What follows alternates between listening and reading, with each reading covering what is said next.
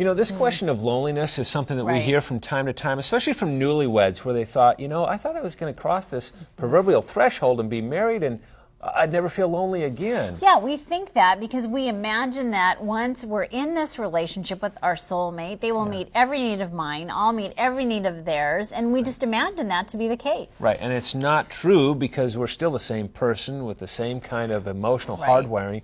So what do you do if you feel lonely in a marriage relationship? I think first of all is to recognize, not to feel anxious or, guilty, like something's wrong with our marriage because even though I love someone, I still feel alone sometimes. Just recognize this is normal. This is not something that has gone wrong for you. And here's another thing that you can do, and this might seem kind of, I don't know if that would help me or not. It has been shown so many times in so many studies that if you will take your pen out and get a journal and begin to write your feelings about this. Journaling, it's so powerful. Yeah, and it's not a common kind of piece of advice that we toss out, but when it comes to loneliness, this is a really important one.